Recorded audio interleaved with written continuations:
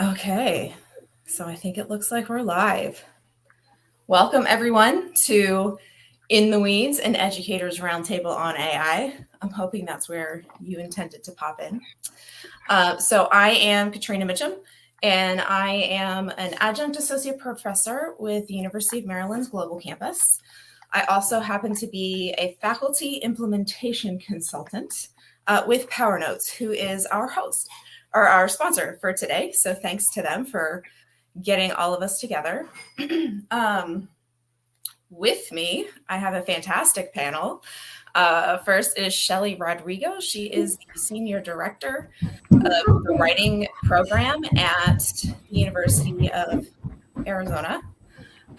Shelly is here because she administrates a very large first-year writing program and brings an administrative lens to this talk of AI. We also have Jason Gulia, who is a professor of English and chair for the Artificial Intelligence Council. I had to read that off of another screen at Berkeley College. Jason has been developing micro lessons for faculty and students on AI in the classroom. And I know on his LinkedIn channel does a whole lot of tool overviews for AI. I know that's why I follow Jason. We also have Lance, who is Lance Cummings, who is an associate professor of content and information development at UNC Wilmington. Lance has been doing AI for a very long time and is currently focusing a lot on prompt engineering. And I know that is why that's why I follow Lance. Laura Duman is a professor at University of Central Oklahoma in the English department and technical writing. Laura has been focusing a lot on her actual classroom experiences with students and sharing what they've been doing and how students are actually reacting to all of these things. And that is why Laura is here.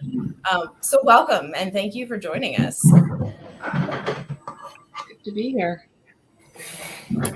So this is going to be sort of an open, very informal conversation, but of course we do need topics to discuss. So we went through the registrations that came in with topics and questions. I did, like a good academic, do in vivo coding and some theming and identified some of the big topics that were coming up. We won't actually be able to get to everything that you all submitted to us because there were so many great and interesting and actually some different ones. So these are going to be the most commonly mentioned themes.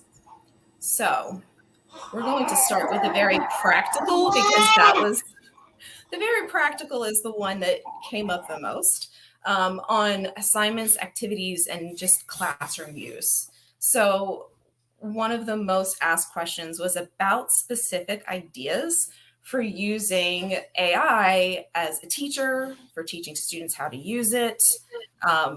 So ready, set, go. Lance, you should talk about your prompting first. Yay, we get to baby. I think one of the main things that I've often talked about is thinking in terms of outcomes. When you have a particular assignment in a class, what is the outcome that you're trying to get out of it? And we often are used to thinking, okay, writing is how we're going to achieve this outcome. And it can be, and it often is one of the best ways. But is it the only way now? And I think what AI does is it forces us to think about, are there other ways of achieving the same outcome? So, for example, what's the outcome of doing a rhetorical analysis? It's to show that they're able to define and apply rhetorical terms. So yes, I can have them write a rhetorical analysis, and AI can probably do pretty good at that.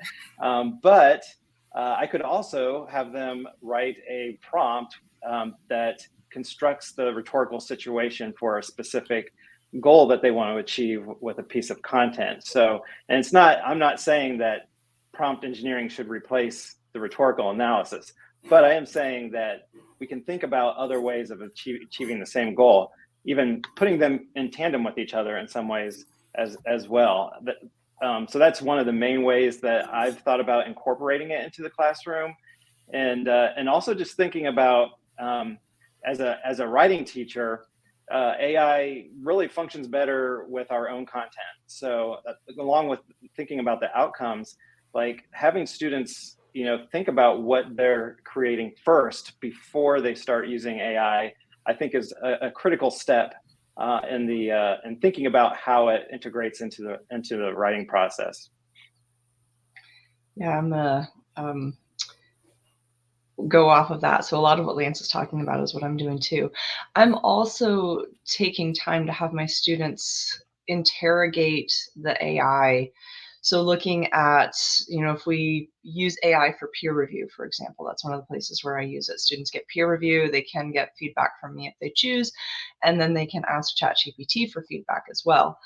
So they use the AI and then they compare it to the human output, and then they do a reflection on it.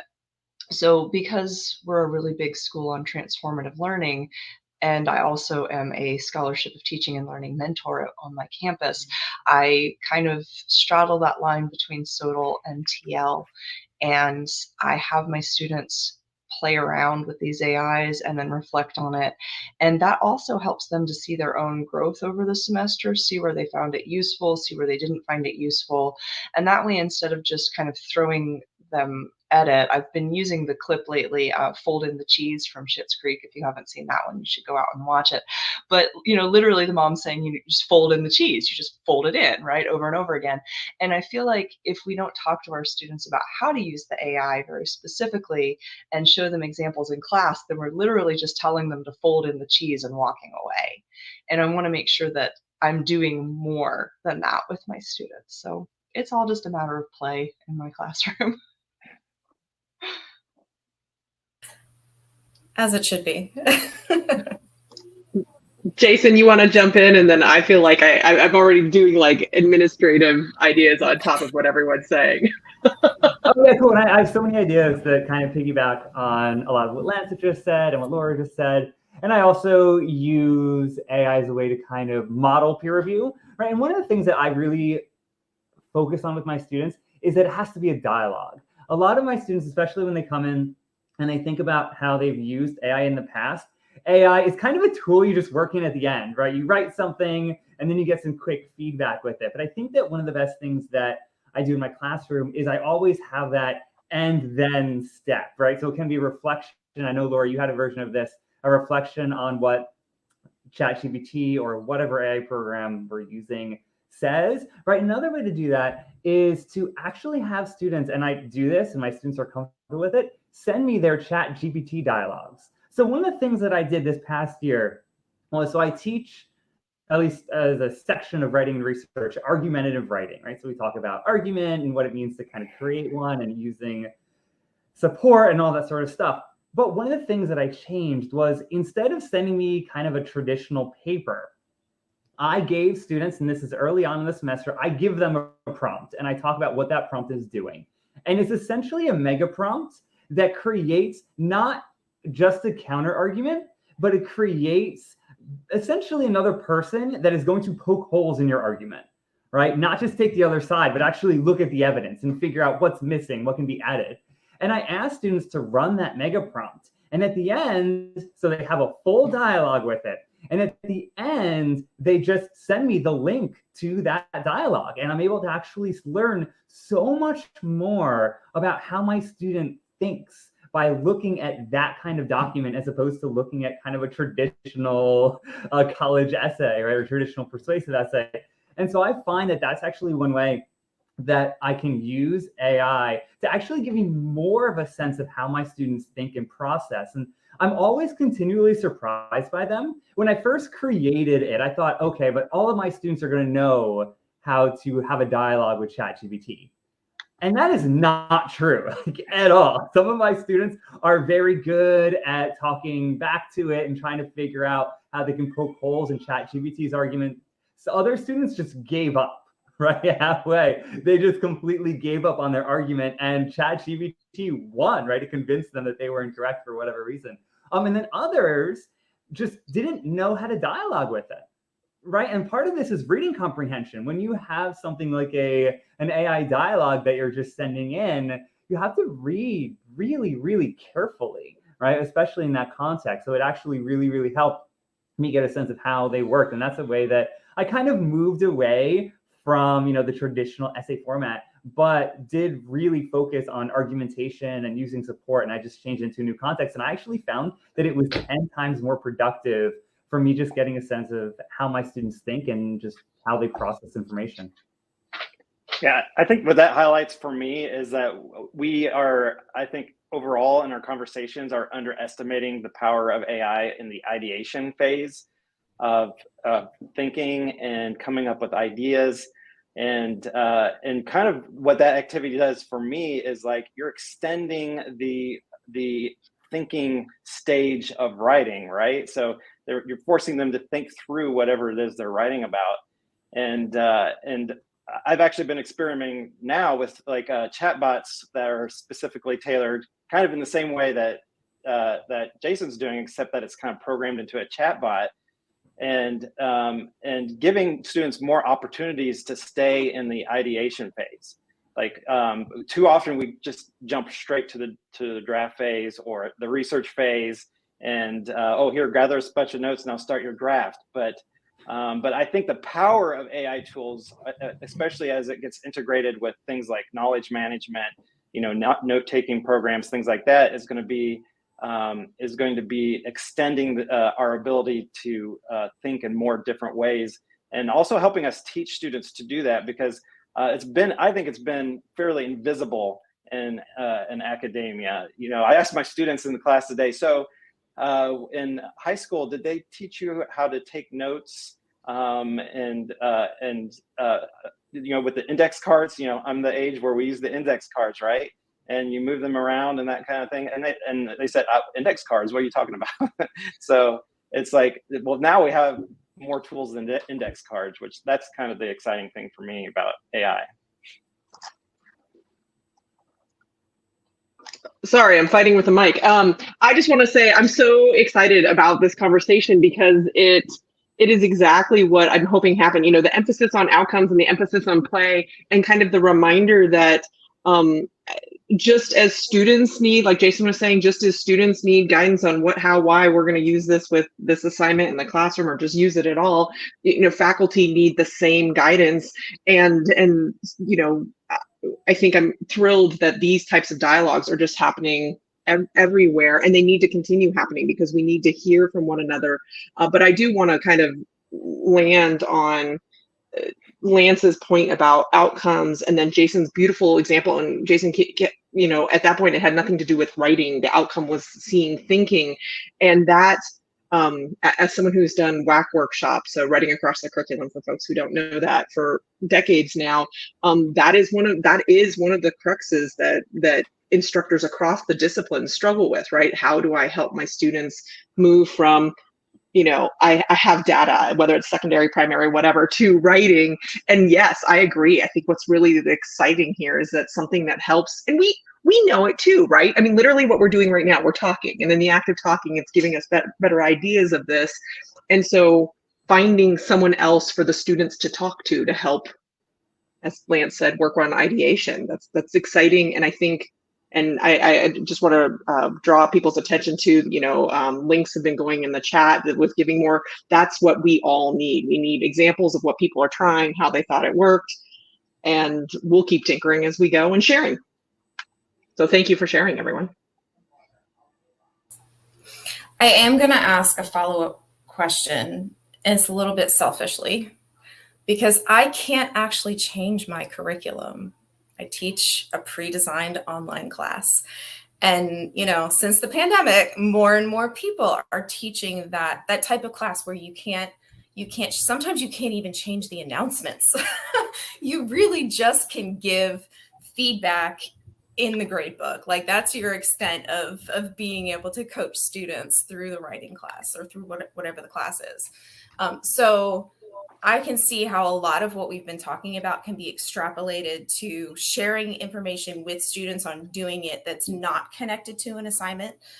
But does anybody have suggestions for that group of teachers that doesn't have a whole lot of control in bringing that into the classroom? Are you teaching async? Yes.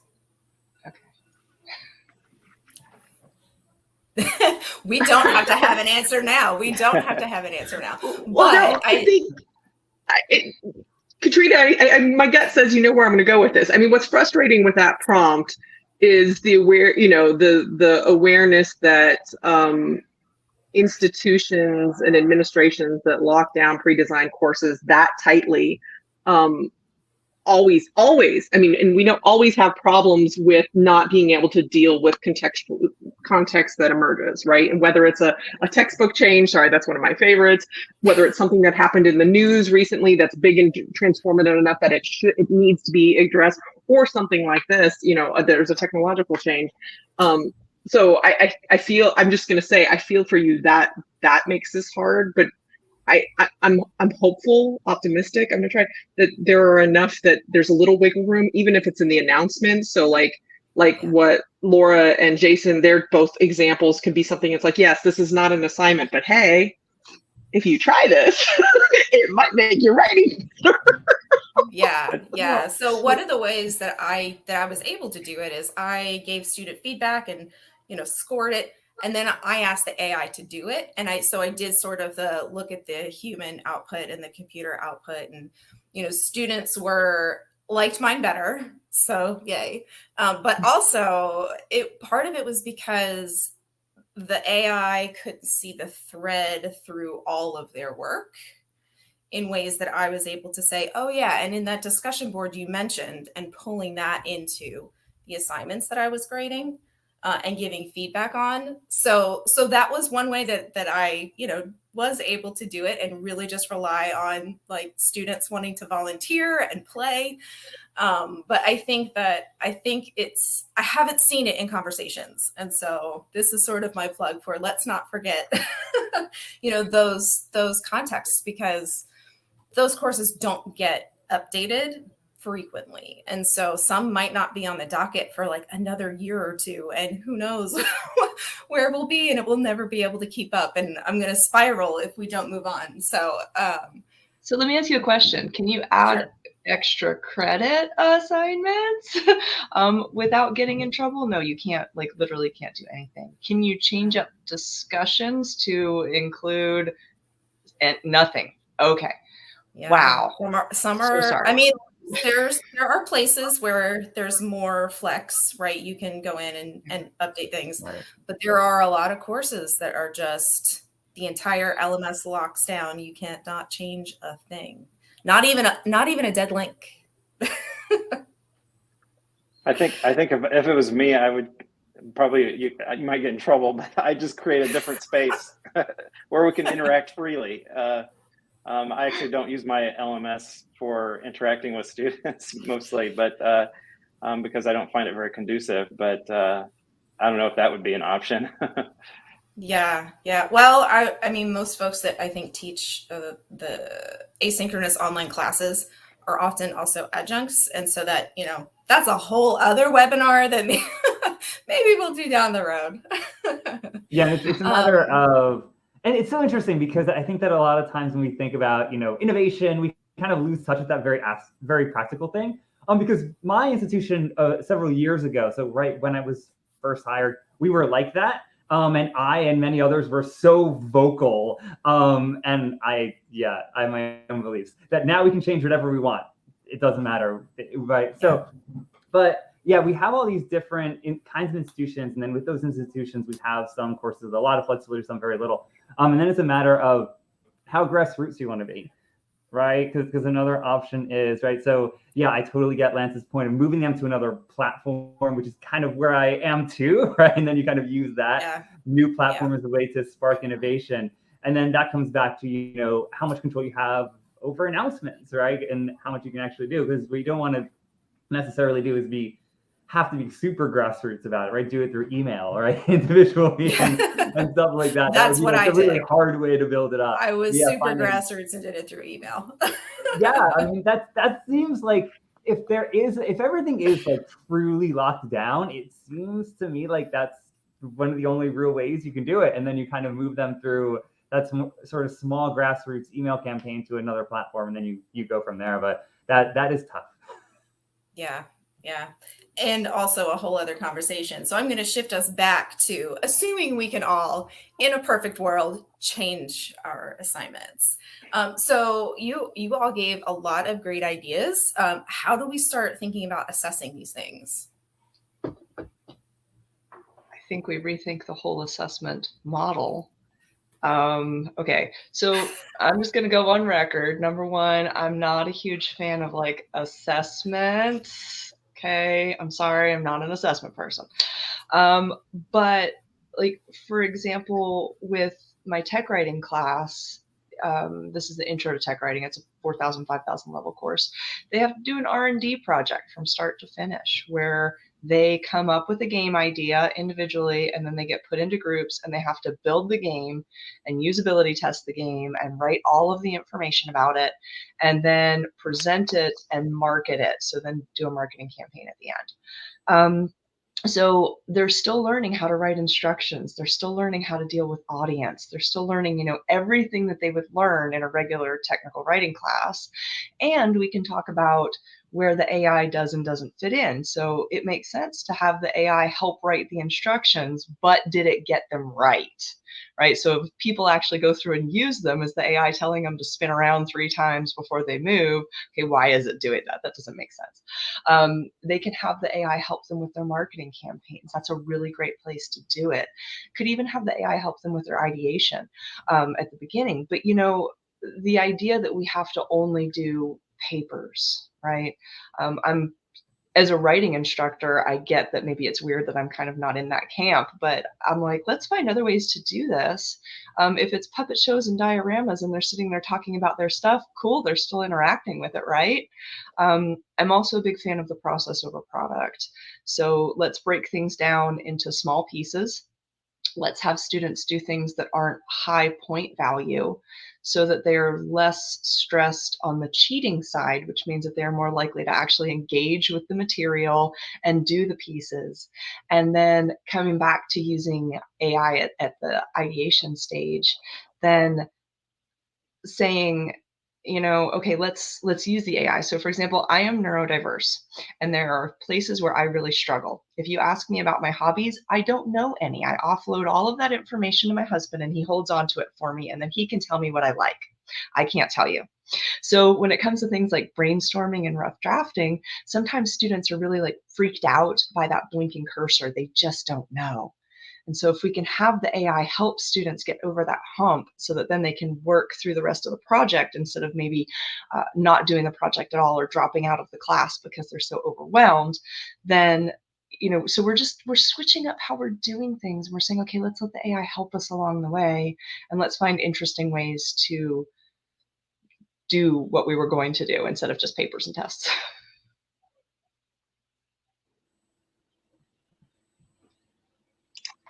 Yeah, and I'll pick up from a lot of what Laura just said. I'm a big believer in agency and autonomy. I think that these are not just for students, but for just people. These are hugely motivating. Being able to select how we're going to approach something. And I actually I started to change my idea for this. So one of the things that I do in my classes is so say we have a big project that we're doing.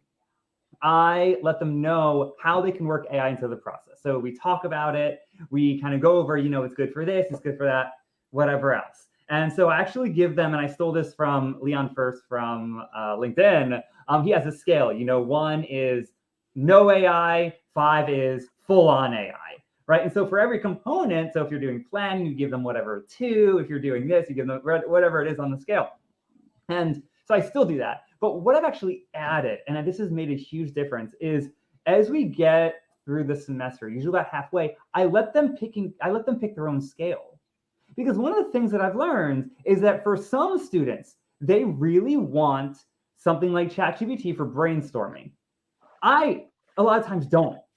I don't want it in that part of my process, right? I actually want it to be full on me, and then I work it in later. And so I've started to learn that my students are the exact same way, that I have students who just don't have blank page syndrome or whatever you want to call it. They're able to just do free write and get from there. And they like that, and that's part of the process. And then, so I'm able to give them a chance to choose, whatever number they want on the scale. But for other students, they really, really need that, right? They need to just have something on that blank page, and then they can build from there. So I'm trying to find ways not just to allow AI use, but to let students choose how and when they're using it. Because I think we're all different in the process. And I think that, and I'm including myself in this, a lot of us generalize about where AI is useful, but in the end, it depends on who's ever using it.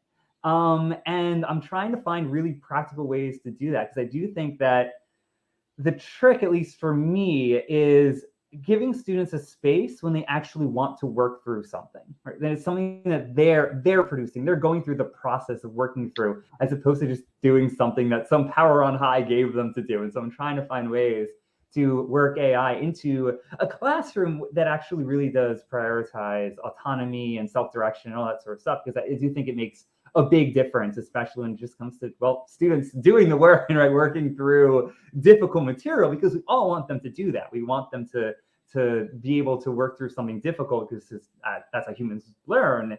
And having autonomy as a part of the classroom, I think, is the only way that I've been able to do that. Yeah, and for me, I'm an ungrader, so I have been before AI, and so I don't really give grades on their work, and I have to give them a final grade. But last semester I did like a AI badge thing that I would put on each assignment to encourage students to explore the different ways of using AI. So because you can use ChatGPT to do everything, or you could use a writing tool to just generate 50 words 3 times, kind of thing. And really exploring, it was a storytelling class, so it was really exploring kind of the intricacies of that. This semester I've kind of just let it loose and just see where things land, because I do think what I noticed from that semester, like Jason said, is that some students were by the end, actually many students by the end weren't really using AI that much for their story writing. But and so like people kind of decide what's useful and what's not useful. But I think I've been using spec grading, which is basically I have a list of specs. They write these micro essays on Substack Notes, and I start adding a spec each time I teach something. And technically, they could try using AI to do some of this. I encourage them not to. I know that some of them do, but a lot of them are just using it for ideas. But I think part of the issue is like the intrinsic value of that. So they're writing about things that they care about, and so they're less likely to cede everything to AI if they're writing about something that they care about. And we also at UNCW are applied learning, and so a lot of what we do for business partners and things like that. And so I think students are less likely to say, "Oh, AI, do this for me. I need to create this high value product for for a business partner." But they certainly will look for ways for AI to help them improve it. So I think assessment is hard because to do it, I think right, takes a lot of hard work. You can't just like scale a bunch of writing and categorize everybody. I don't think that's terribly effective, but having them actually do real work that they can that we can test on people, right? Like, does it work? I posted it on Substack Notes. Did people like it? I don't know. I created this thing for a business partner. Did it work? That's kind of thing I'm focusing on our classes. As I feel like I'm putting on an instructional designer hat, I want to loop back to the earlier conversation, Lance saying outcomes, right? I think what's interesting, especially when people start talking about, some of my outcomes are creative literacies or critical thinking literacies or digital literacies, and you look at some of those and they're very much process-based things. It's like, what choice did you make of the technology? How did you combine these two ideas? And you don't see those in the final product. It's impossible to see it in the final product. So my only toss in here is like reflective process projects that are alongside the final product are going to increasingly become more important to help with assessment, because we need the students. And again, like Laura said, these are delightfully low stakes, and they can, Jason said, along the way. But we need the students to help us understand what they're doing, why they're doing it. And to be blunt, most of the time, that's what we're more interested in anyways. I mean, I'm much more interested in an epic fail product and an amazing reflection, right? Well, and I've been using reflective, so writer's memos come in with every single one of my projects for like the last 12 years. And it's interesting because, especially in things like document design, where you talk about an epic fail project, right? And you're going, wow, you chose that font with those colors. Please explain to me why. And so, I always grade the thing itself first, and then I go back and I look at the reflection, and then I can maybe change my grade if I need to based on some of the understanding. But I think it really is important for us to understand how our students are using things and why they're using them. And I think it's important for students to understand that too. So if we just say, use the AI or don't use the AI, but we don't explain to them why. So for example, if we want them to struggle in the ideation phase because that's important for this particular project, then we say, hey, I don't want you using AI here because the struggle is the important part. And so I think as long as we're also clear with our students, then that helps. And, I haven't had any obvious cheating for the last 9 months. My students are not going behind my back to use the AI. So whatever I'm doing is working. But we do have to really switch up how we're thinking. I think we have, I keep talking about we have to be comfortable in the gray area of not knowing everything and of letting our students teach us too. And I think that can also be part of the assessment process is, do our students understand this enough to explain it to us and to the rest of the class? And so again, we're shifting how the final grade product looks, but we're allowing students to, I think, more fully engage in their own learning process. Absolutely. And this actually, you guys are good. This segues right into the next, our next topic. So one of the things that came up a lot in the questions and topic ideas was finding balance, right? So finding balance between a few things, letting students use it and academic integrity, balance between teaching students to use it, but also still teaching them all the things that we know they should be learning from us, like critical thinking, the things that, that hard work that we've already been talking about. And based on what we've said, what you all have said so far, it's sounding to me like guidance, transparency, making sure that students have autonomy to do things like choose their own topic and things they care about, looking at process over product, having them reflect. All of those things are actually how we find that balance, right? Right. That's what it sounds like to me. Do you have anything else to add on that, or shall we move past it since we've kind of covered those things so far?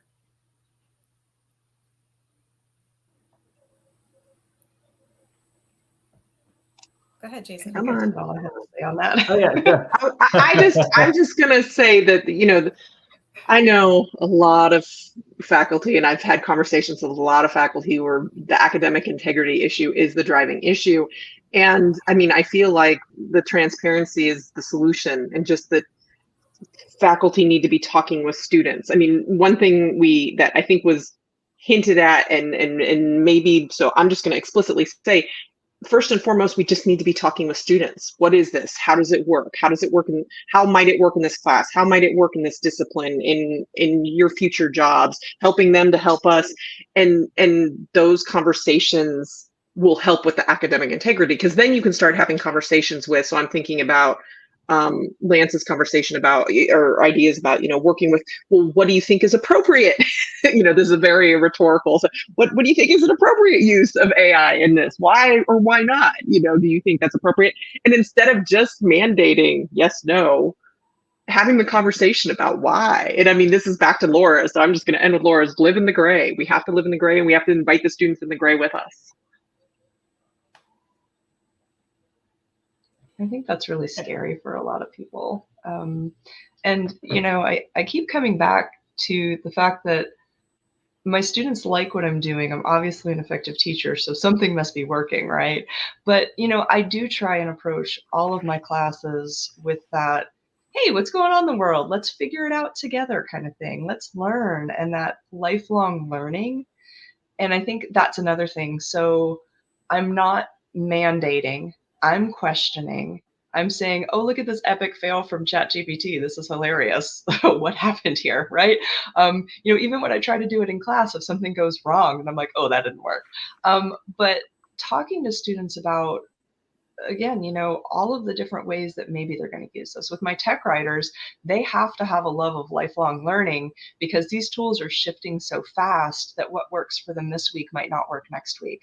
And then they have to be able to explain to their employers that, hey, Bing just got this really major improvement, so I think we should shift to Bing this week. ChatGPT is falling behind because of these things, right? Or maybe we should go ahead and pay for a couple of people to have the paid version of this because it's so much better for these reasons. And I think that's one of the other things that we have to do. So it's not just all of the other critical interrogation. It's really coming back to, where are these things going to be most useful? How are they going to be most useful? And understanding, again, that it's a constantly shifting sand dune and we have no idea where we're going to be tomorrow. Yeah, and I think for me, key has been incorporating more low stakes assignments. So in my writing courses, they're writing 250 essays a week, and I just have a small list of specs, and they can write about whatever they want. But and it's okay to fail. So like, it can be a really bad essay, no problem. I think part of the issue, when people are, for it to be to be plagiarism, like there has to be an intent to deceive. And I think usually when that happens, it's because students are frustrated or they're scared to get a bad grade. And so incorporating those moments where they can truly explore whatever it is you're trying to teach them and give them opportunities to fail without being afraid, I think is an important part.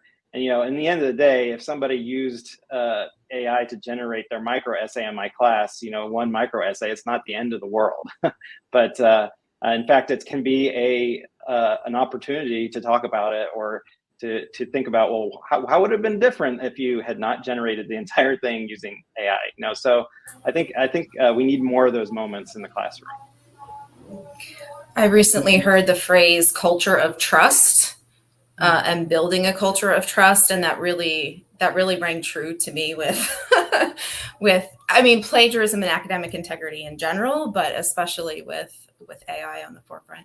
Go ahead, Jason. It looked like you were getting ready to jump in. And it's very much linked to that and what people have been saying, that for me, a lot of it comes down to, and I know you've used this word already, transparency and ambiguity and experimentation. One of my recommendations for faculty members, if they have the space to do it, I recognize we do not all have the space to do it, is to run a few experiments, right, throughout the semester and tell your students their experiments. I think that there's a lot of stigma associated with this, depending on where you are, that faculty members should know exactly what they're doing from beginning to end, right? We all want fully developed courses, fully developed syllabi, no switching along the way. But one of my hopes is that the age of AI is going to undo that, right? It's going to allow us to actually run experiments. And as long as we're honest with our students, I think that, at least from my experience, they're more than happy. They're excited to come along with us, right? They actually want to hear, oh, I want to try something a little bit different. I'm not sure if it's going to work. I think it will, and here's why, but let's do it together. That sort of co-creating or collaborating, I think, is essential, especially now. And now that we have these tools where an experiment can take up part of a day, right? Because we can do things faster. It's not like, and this is stakes too, I think one of the big obstacles for experimenting for colleges especially is that experiments often took up so much time, right? To run that experiment, I need to take 4 weeks, or I need to take half a semester, whatever it is. And now we can say, oh, you know what? I'm going to try this out. And if it doesn't work, so I lost the last hour, right? So we can find, if we're going to think about different programs, we can find programs that actually will allow us to do that and allow us to kind of move things around a little bit. And I have found that when we're honest with that, we're so honest with our students about playing with something and being very transparent with them, they do come along with us, and it creates a culture. I think that we have to think a lot about the culture of trust, or whatever we want to call it, the culture that we're contributing to, right? We can't really create a culture. It doesn't work that way, but we can contribute to it. And the other thing I think is so interesting about ambiguity is that that's our thing. Right? Colleges, that's our thing, right? We live in these ambiguous spaces. We are there to work through ambiguous, complex things that do not have yes or no, right or wrong answers. That's kind of our reason for being in some ways. And so I'm sort of caught off guard when we then have people being very unambiguous with it, right? Being very, very staunch with this is right, this is wrong. And so I think that in many ways, it comes down to going back to what we should have been doing all along, right? Creating these spaces where we're not banning something, right? We're not doing that sort of stuff, but actually giving students and ourselves a space to work through the ambiguity of something.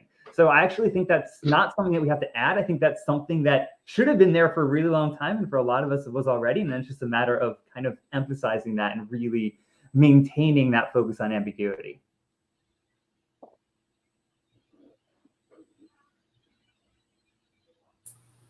And I'm done. I'm just gonna complete silence after I talk. Heather Brown, I couldn't get I'm having a hard time with my mic unmuting. Heather Brown put growth mindset in the chat, and yes, absolutely. So in thinking about, you know, everything that we're doing in writing classrooms and all of the work that you're doing in your classroom, how we had quite a few folks actually ask how to support AI literacy for educators. And so what kinds of things, and I'm going to wrap another question in here. So what kinds of things can Center for Teaching and Learning, libraries, ed tech companies, whoever else does your faculty training on campus, what can they do to help educators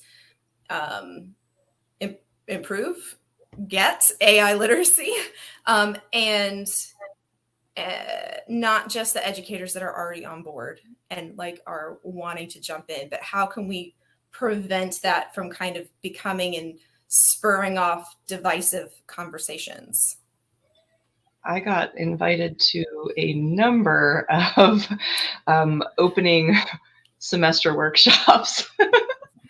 A number is an understatement. So the way that I build myself is kind of as the doorway, so that people can then learn what Lance is doing, what Ethan Malik are doing, right? But you can't learn to fly until you've learned how to walk. And I think that to an extent, perhaps forcing people to take those beginning of semesters, like everybody's going to be here for this, you have to be exposed to it. Now, let me also say that that means that I have had to field some very negative conversations on the fly when people are like, I disagree with absolutely everything that you're saying, and I think you're wrong. And so I've been like, okay, then let me think about what we could do instead so that I can alleviate some of your fears, but we can still talk about how I might be useful.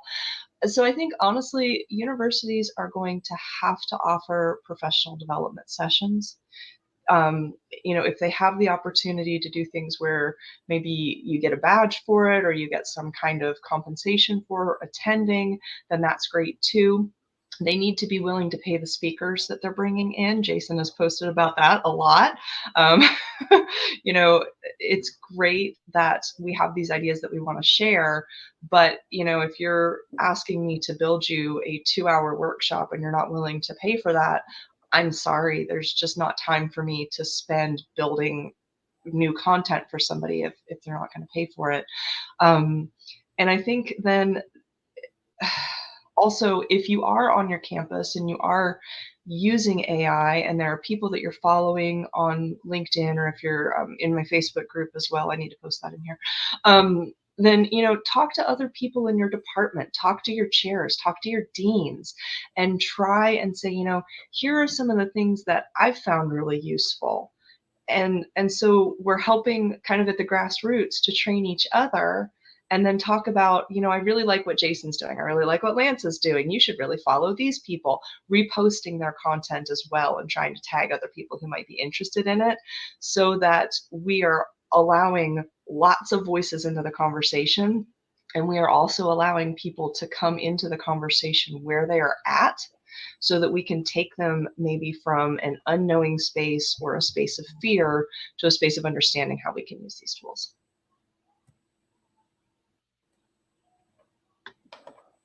I think that's true. I think that step number one is conversation and dialogue and being very purposeful about working as many people into a conversation as we can. And I don't know how many panels and conferences I see that are about AI in education and not one educator is there. Not one, right? It's ed tech, it's CEOs, it's all these things. And obviously, you know, education is this really broadly interesting topic. We're all really invested in it. But you also want people at the table who, you know, actually are working with students every day, right? Interacting with them.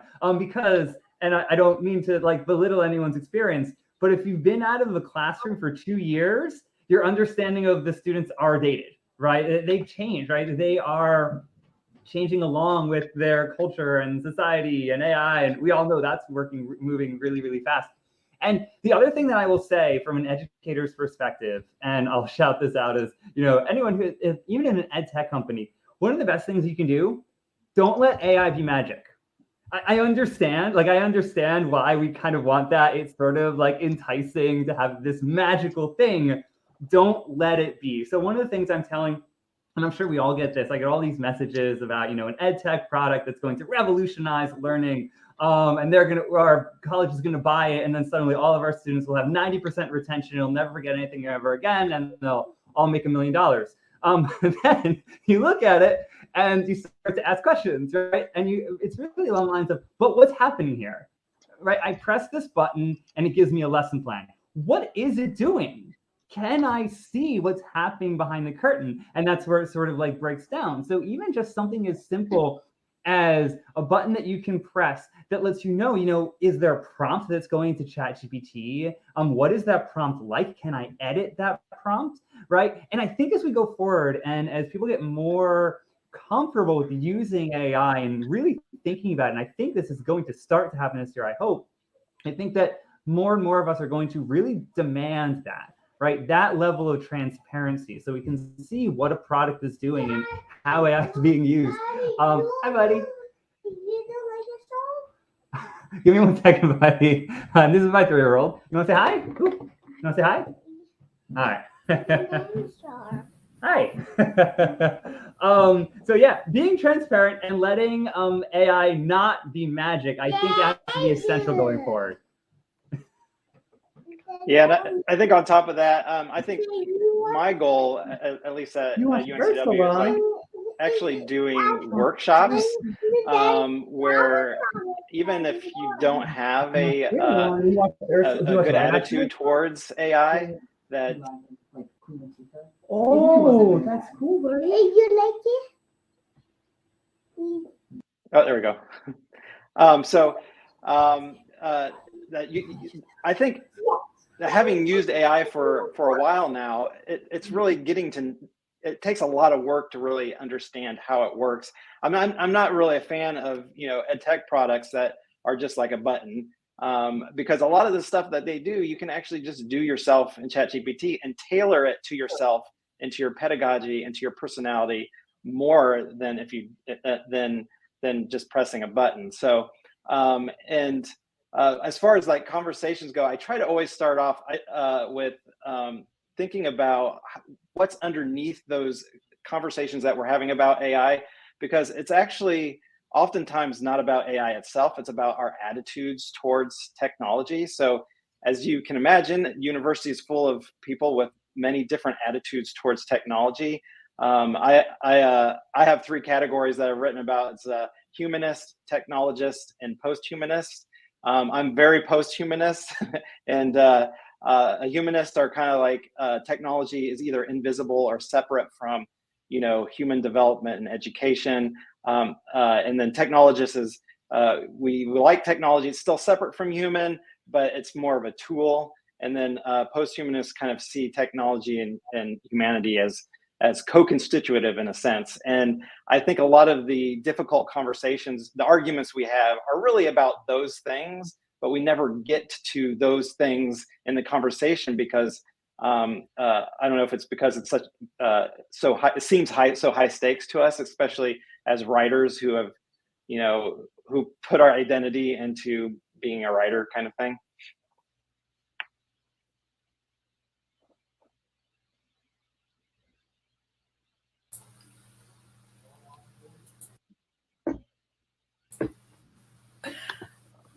I will get it unmuted, I promise.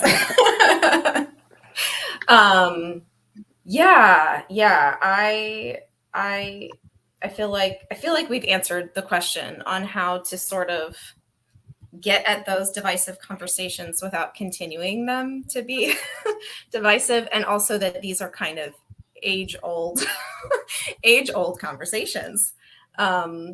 I think one of the other things, and I've been seeing it go by in the chat, is we've been talking a lot about writing. We've been talking a lot about higher ed in a little bit in general. But how do you see any of the things that we've talked about so far being applied across multiple teaching and learning contexts? So thinking about science labs, thinking about continuing education, thinking about K-12, EAL, situations where the teaching and learning context is different. What do you think translates from what we've been talking about to various other contexts? I understand that's a big question. Yeah, STEM's been doing some really cool stuff. We're seeing students who can use these AI programs as real-time tutors in the classroom. So if they don't understand the concept that the instructor is teaching about, then they can ask it. And obviously there's the caveat that you also probably should be Googling along with this to make sure. We also have students who are building study guides for themselves off of the information that the teachers have given. So they are finding some use in that too, helping them to pick out the most important points. And I was also thinking about some of the visual stuff that can be done now if we're modeling chemical bonds for students through AI. So like building real quick models, or helping students to be able to work with code in ways that maybe they hadn't been before. Like I have some serious trauma reaction because I didn't do well in coding in high school or college. And so for me, like Lance, the stuff you were talking about the other day kind of scared me because I'm like, this looks like coding and I need to step back. But having students play around with those tools in STEM is also really helpful. Having instructors do a problem set that has a problem with it. So somehow ChatGPT or whichever AI got the problem set wrong in some way, and you can bring that into the classroom and put students into small groups and ask them to figure out where the problem is. You can have students use the AI to help co-teach lessons in science, in math, whatever. So again, they have to demonstrate an understanding, and they can use the AI. I saw somebody this morning who posted you can take a picture of your math worksheet and AI can just give you the answers now completely.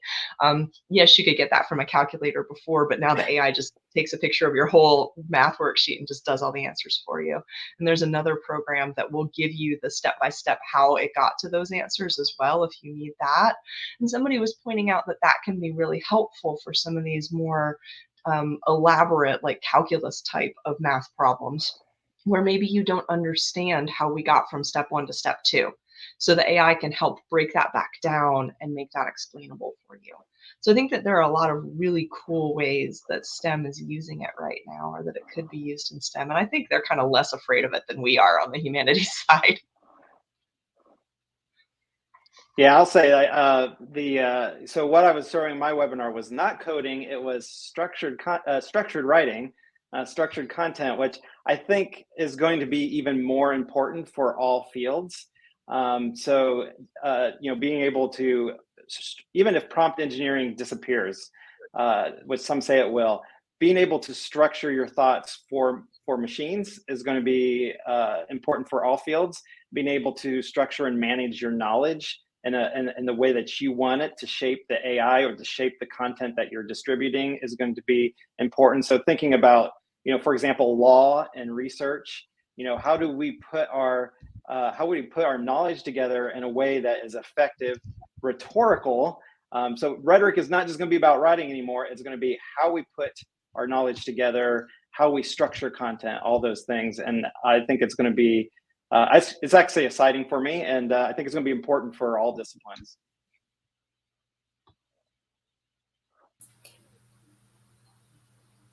So I am not a K-12 educator. I'm gonna start with that. However, I have been homeschooling my elementary age, this year, 3rd and 5th grade children, for the last 2 years. And I will say that with my 11-year-old, who is in the 5th grade, I have not set her loose on it, but we've been having conversations about asking the right questions and how to form questions. And so to me, my next step will be having her work with the AI with me in between to sort of figure out like how do I ask a good question to get the answer I'm looking for? Because I feel like we're working on inquiry right now. And I feel like that is a skill that will be applicable no matter what she decides to do moving forward. And so if I were to make any potential recommendation, it would be starting there, because I feel like inquiry drives everything, or it should drive everything. And so if we can help K-12 students ask better questions, that are more targeted and get them to their answers faster, then feels like a safe place to start, no matter who or what or when or where you're teaching. So I'm sorry, Amy. I know you've been asking for the for the K-12 in the chat. That's the best I've got. Well, and what I think is interesting, though, Katrina, is a strong trend throughout the past 56 minutes has been transparency coupled together with dialogue, right? Being transparent and talking about it, and process. And I feel like just kind of across the board, we kept returning to that in almost any situation, any question. It boils down to, let's be transparent about this. Let's talk about this with people. And that opening up the process, making the process visible is repeatedly what has to occur. I think one thing that we need to be aware of with K-12, though, is that there are age recommendations on all of these AI programs. And because of the privacy issues, and then, we saw Bard just this past week, and it was like, oops, we're accidentally posting everything that you forwarded to somebody else into searchable information. And then Google's like, we're going to have to figure out how to fix that. So I think in K-12, there are definitely some concerns. Like my 11-year-old yesterday said, I really want AI in my classroom. And I was like, why? Because for him, I think he would use it as a shortcut, because his neurodiversity is just like, I want to be done as fast as I can. I don't necessarily want to learn all of this. He just wants to get back to coding really fast. So I think, with K-12, there is the concern about that. And with all of us, there's a concern about privacy. But making sure that you're using AI in ways that are safe within your school district is really important.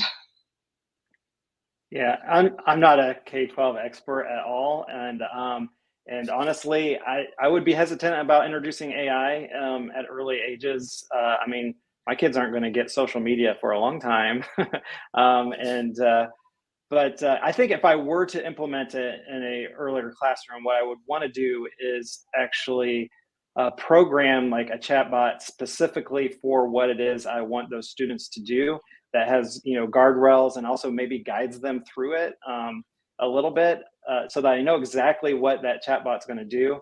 I'm not, we maybe aren't there yet. I don't know, but I wouldn't just give them ChatGPT and have at it, just like I wouldn't give them TikTok, to go learn how to go learn Spanish with TikTok. I'm not going to do that at kindergarten age.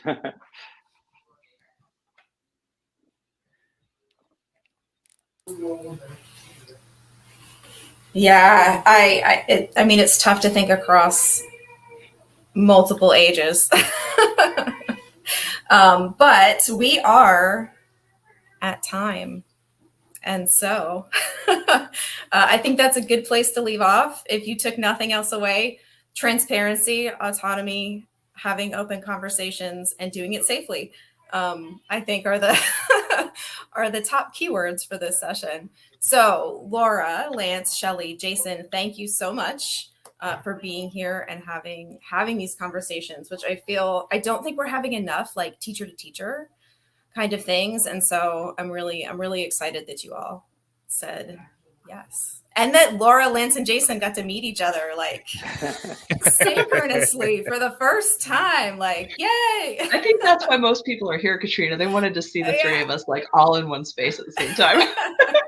It was beautiful. All right. Well, thank you all for coming, and have a good rest of your Friday. You've got a lot of Friday left. It's true. Thank you so much, Katrina. Thank you. Bye. Take care. Bye.